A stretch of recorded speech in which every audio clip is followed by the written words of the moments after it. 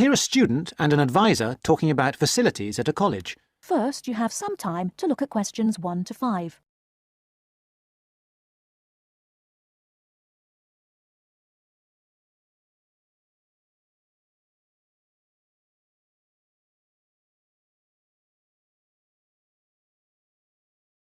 Now we shall begin.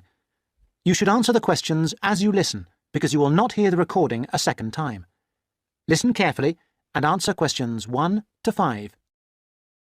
Hi, I wonder if you could help me. I'm starting a course at Glenfield in a few weeks. I was just a bit worried about what facilities there will be and what I'll have to do. I'm especially interested in health and welfare stuff. Certainly. We normally send out a copy of our leaflet, Staying Healthy at Glenfield. I'm not sure why you haven't had it. Well, could you answer a few questions for me? Firstly, I'm wondering about how I get a doctor when I arrive. Well, you can register with the University Health Centre on North Campus. And do I have to pay for that? Not to register, but if you have to get medicines, there's a prescription charge of £6.50. Okay. Well, I'm not planning to get ill. That's only going to arise if I have any problems. So, should I just go along when I arrive? That's what we recommend for peace of mind, but it's not compulsory, and if you don't live inside the catchment area, you can't in fact register there. Where do you live? Well, at the moment I'm staying at the Backpackers Hostel in Hill Street, but I will be moving from there shortly, somewhere nearer. Well, there's a map at the centre which shows you the area that the university practice can accept people from. It's what we call the yellow zone. If you live outside that area, you have to find another medical centre to register with. It sounds like I'll only qualify after I move. I think you might be right. Then, in addition to the health centre, there's a free counselling service for all students situated on the North Campus. You don't have to register. They also have drop-in sessions. I say it's free, but that's only for up to 8 sessions. Beyond that, they normally refer people elsewhere. Sounds serious. Well, it's not just for big problems. People go there for advice on housing, workload, whatever, really. They can even arrange financial help. Is it confidential? Absolutely. Then again, a lot of students prefer to phone the Nightline service, which is run from an office on the central campus. They don't really encourage people to drop in. I see. So it's basically a free phone line. The number, if you want to make a note, is 0900 762 5913. I'll say it again. 0900 762 5913. Fine. Well, I hope I won't need any of these. What I will want is access to some gym facilities. Right. Well, you'll find those on the South Campus in the Sports Centre. It's great, but it's not free. You have to present your student card and pay a fee of £22 to get a pass. But that will last you for the whole year. Before you hear the rest of the conversation, you have some time to look at questions 6 to 10.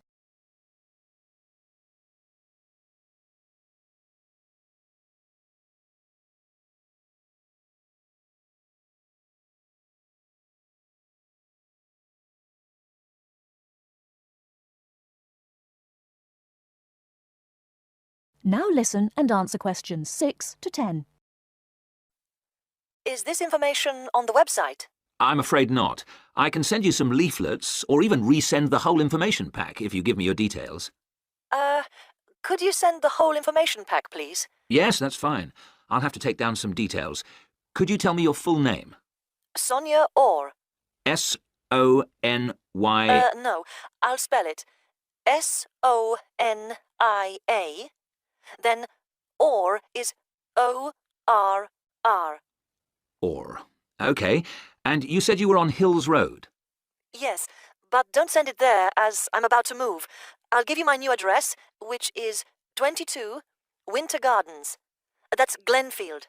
And the postcode? Oh, yeah. That's GF23 9BQ. Fine. Now, we're doing a bit of data collection about who uses our services at the moment. Can I just ask a few more questions? Yes, that's fine. OK. If you're an international student, what country are you from? I'm from Switzerland. And how old are you? I'm 24. And finally, which course are you enrolled on? Right. Well, that's a bit complicated, since I'm hoping to switch to economics and history. But at the moment... I'm down to do economics and sociology. It's a joint degree. OK, I'll put that. Great. Well, I'll pop the information pack in the post, and you should get it soon. That is the end of part 1. You now have half a minute to check your answers.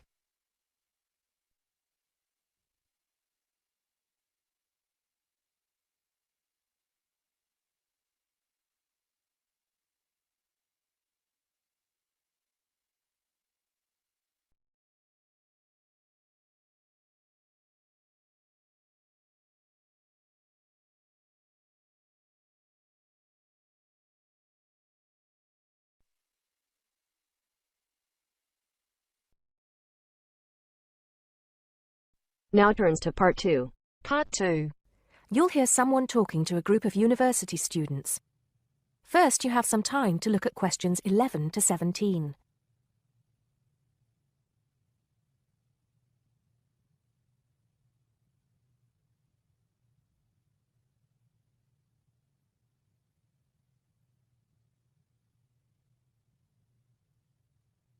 Now listen carefully and answer questions 11 to 17. Good morning, everybody, and welcome to Upton University. I hope you are settling in and beginning to find your way around. I know how confusing it can be when you start life at university, and that's why we have Freshers Week to help you find your feet. Before I go any further, I should perhaps introduce myself.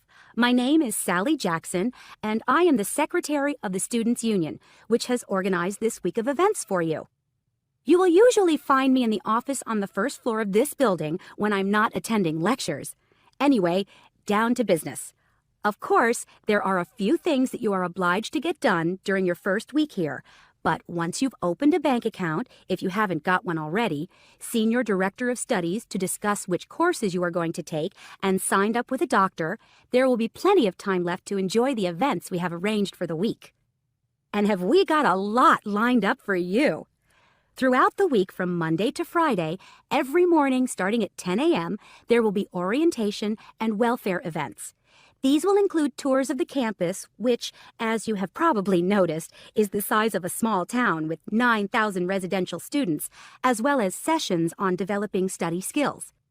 We also have tours of Upton itself arranged for you, with a bus leaving from outside this building every afternoon at 5 o'clock. There are a number of interesting things to do and see in and around Upton, so you can expect visits to the castle and museum, as well as the popular Ghost Walk. You'll need to sign up for this one, as numbers are limited. Just put your name on the list on the notice board in the entrance lobby. An important event is scheduled for Monday, that's the day after tomorrow, when we will be holding the academic fair. This is an opportunity for you to speak to students and academic staff about the courses that are on offer. The academic fair starts at 1 o'clock, by the way.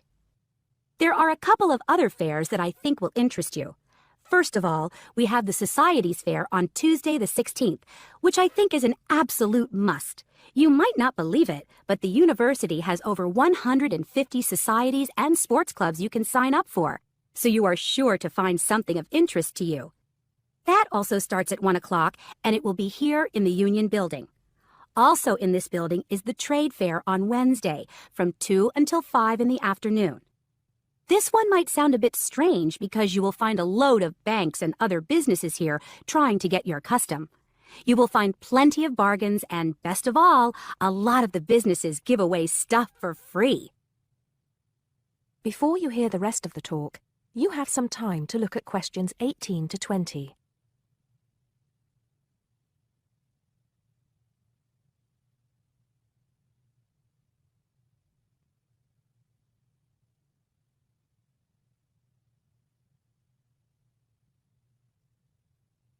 Now listen and answer questions 18 to 20. We've also got a great entertainment program lined up for you, starting tonight with our welcoming party. We have a top band lined up for your entertainment, but I'm not allowed to say who they are. All I can say is that I am sure you will not be disappointed. So come along to Blackmore Hall at 9 o'clock this evening to get your university experience off to a flying start. Just one point. I'm afraid this event is limited to freshers only. Because of space restrictions, you can't bring a friend tonight. Sorry about that. There's more fun and games on Monday in the Cotswold Theater here on campus. We have booked two of the cleverest comedians in the country, Paul Frazier and Jenny Brown, for a 3-hour show. Paul has assured us that he and Jenny have packed the show with new material, and as they always get rave reviews for their shows, I think we can look forward to an evening of great entertainment. That's in the Cotswold Theater on Monday evening at 7:30. Moving along a bit, on Thursday there is an important date for your diaries. This is the official Freshers opening ceremony, when the Dean welcomes you to Upton University. So remember, Thursday the 18th from 2:30 to 3:30 in Blackmore Hall. You certainly should go to this one, and by the way, light refreshments will be available. At the end of the week, on Saturday, you have the chance to dress up in your smartest evening wear for the official Freshers' Ball. Actually, although it's called a ball, it is quite a relaxed affair, so we are more than happy if you turn up wearing jeans and a t-shirt. The important thing is to relax and enjoy yourselves. Time and place are the same as for this evening's party. Blackmore Hall from 9 in the evening to 3 o'clock in the morning. Right. I think I've covered the most important and exciting events we have lined up for you, but there will be plenty of other things going on throughout the week, so remember to check the notice board in the entrance lobby regularly. Enjoy the rest of the day, and I look forward to meeting as many of you as possible this evening at the welcoming party. That is the end of part 2. You now have half a minute to check your answers.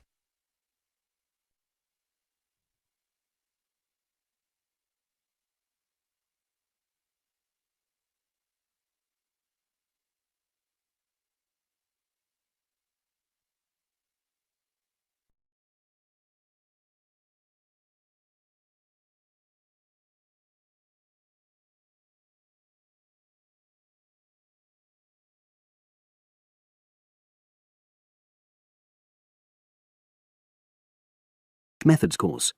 A girl called Leela and a boy called Jake having a seminar with their tutor. Now you have some time to look at questions 21 to 24.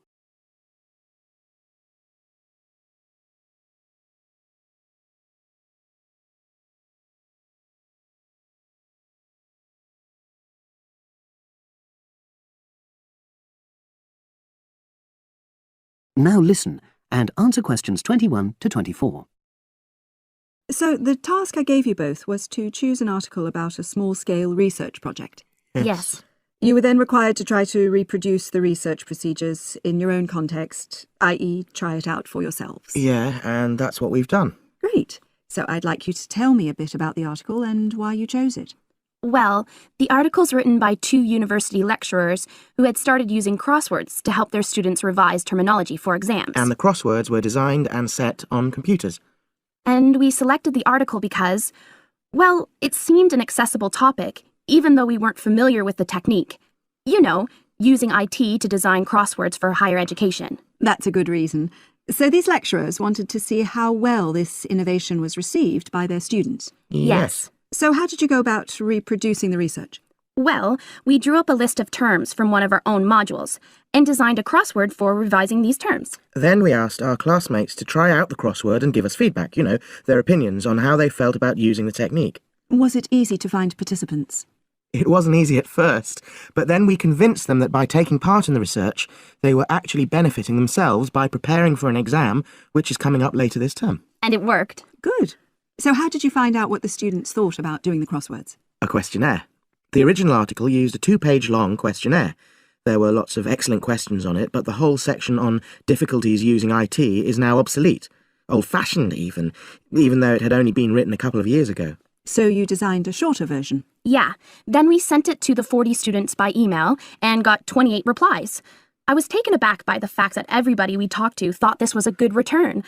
I mean, the responses were well written. People had taken a lot of care, but I was really disappointed with the low numbers. Yes, an important lesson to learn for an apprentice researcher. Yeah. Now you have some time to look at questions 25 to 30.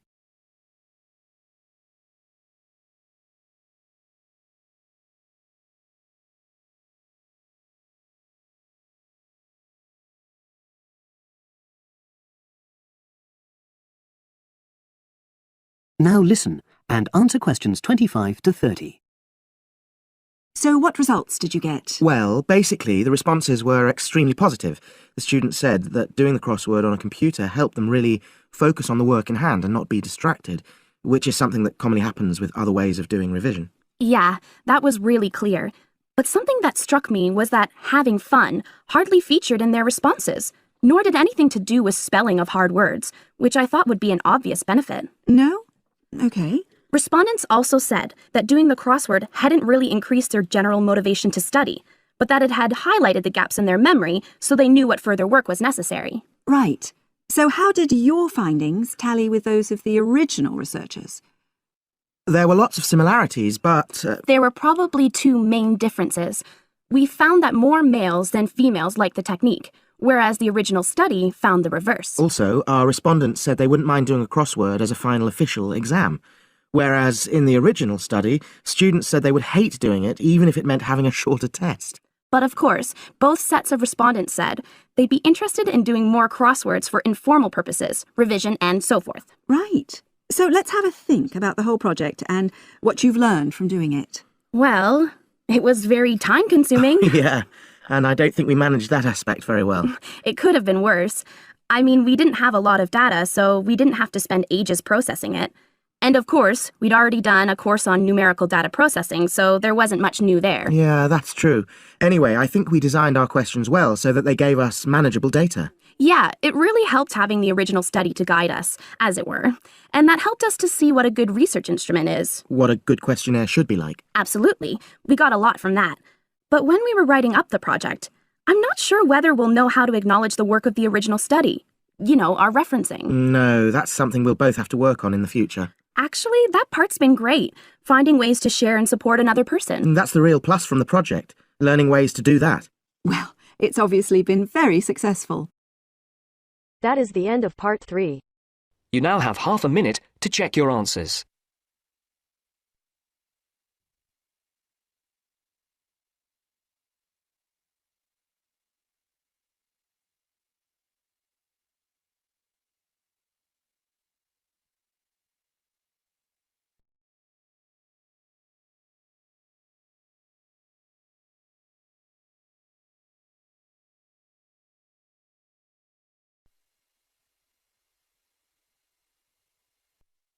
Now turns to part 4.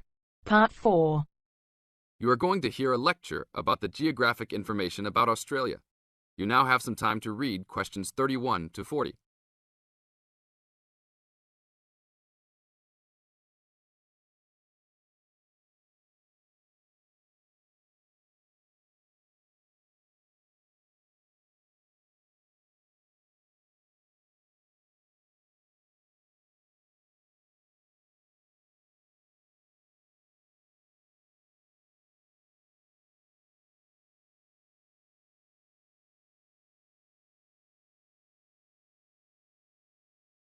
Now listen to the lecture and answer questions 31 to 40 by choosing the best answers from the choices. Good morning, everybody. We'll continue to look at Australia, and today look at one of its greatest natural challenges, water for the agricultural sector. As the only nation to occupy an entire continent, Australia has a unique environment, with much of it very flat and dry. One notable feature of the Australian continent is that it is the lowest of the continents. The average elevation is less than 300 metres, compared with the world's mean of 700 metres, and its highest mountain is only 2,228 metres, so it is overall a very flat country. It is also dry. In fact, Australia is the driest, after Antarctica, of the continents. Yet Australia has extremes of climate and topography. There are rainforests and vast plains in the north, snowfields in the southeast, deserts in the centre, and fertile croplands in the east, south, and southwest. And Australia contains some of the wettest areas on Earth, in western Tasmania and on the northern Queensland coast. But half of the continent has an annual rainfall of less than 300 millimetres each year, and only 20% has more than 600 millimetres each year. A major problem is that the limited water resources do not match up with where water is consumed. The major water resources are in northern Australia and Tasmania, whereas most of the agriculture and people are in southeastern mainland Australia. The agricultural sector is the largest consumer of both self-extracted and main-supplied water, using over 70% of total net water consumption. Electricity and gas supply, and water, sewerage and drainage services use notable amounts of self-extracted water. However, net consumption in the household sector is the lowest, just 8% of total net water used. Australia's water use increased by 25% over the decade between the mid-1980s and mid-1990s. Much of this increase was due to irrigated agriculture, which, as noted earlier, accounts for over 70% of national water demand. Since the mid-1990s, the growth and profitability of irrigated agriculture has outstripped the dryland agriculture sector. Irrigated commodities contributed almost a third of total farm exports in the mid-1990s. The results of a special government report in 2000 showed that if today's water use arrangements continue, the water needs of the rural industries will outstrip water availability by about 2020. Irrigated agriculture, Australia's major water-using sector, would be seriously affected by the shortfall. And although groundwater underlies large areas of Australia, it accounts for only 4% of water use. So, clearly, apart from water for households, which mainly comes from dams or rivers, it is the rural sector where efforts towards water conservation are particularly directed. In this sector, the largest consumers of water are the meat and wool industries. One of the major problems in considering sustainable agriculture is the large amounts of irrigated water used to produce these products. Some of the crops, such as wheat, maize, and soybeans, also use a lot of water. Furthermore, many crops are grown in dry areas, where up to half the available water evaporates from the soil surface or seeps down too low into the ground for the plant roots to reach it. Well, that's all we have time for this morning. You will be able to do further study on this topic in the library, and I have a handout here with references for those who want to come out to the front to collect it. Next week, we'll look at outback farming and... That is the end of part 4. You now have half a minute to check your answers.